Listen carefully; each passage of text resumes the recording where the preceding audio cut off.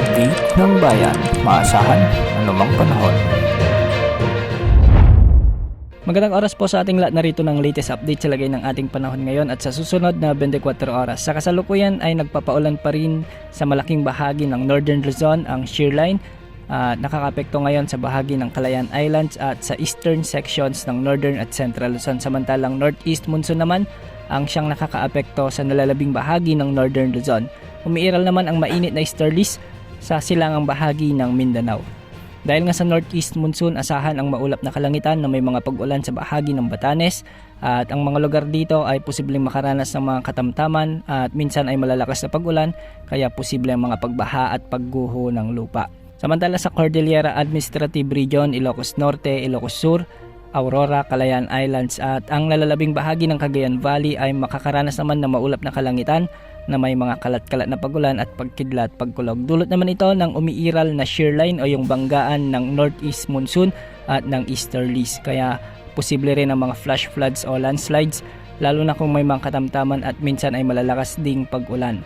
Sa Metro Manila at nalalabing bahagi ng Luzon at Visayas ay posible namang makaranas ng mga kalat-kalat na pag-ulan, ngunit magiging bagyang maulap hanggang sa maulap lamang ang mga kalangitan dito.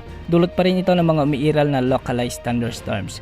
Sa bahagi naman ng Eastern Mindanao ay makakaranas ng mainit na panahon dahil sa umiiral na easterlies. Ngunit hindi rin inaalis ang mga kalat-kalat na pag-ulan at pagkidlat pagkulog.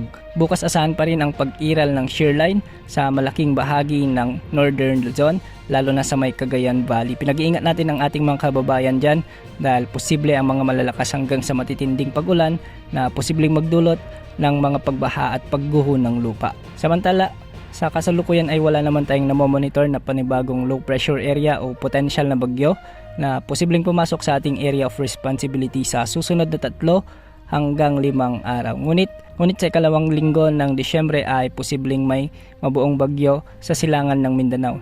Base sa GFS model ay posibleng pumasok ito sa ating area of responsibility at lumakas bilang bagyo at posibleng lumapit sa may Eastern Mindanao o di kaya naman ay sa Eastern Visayas. Tatawirin nito ang bahagi ng Visayas region at posibleng lumabas sa bahagi ng Palawan. Ngunit dahil sa matagal pa at malayo pa, posible pa ang maraming pagbabago. Yan ang update sa lagi ng panahon. Ito po ang weather update ng bayan, maasahan anumang panahon.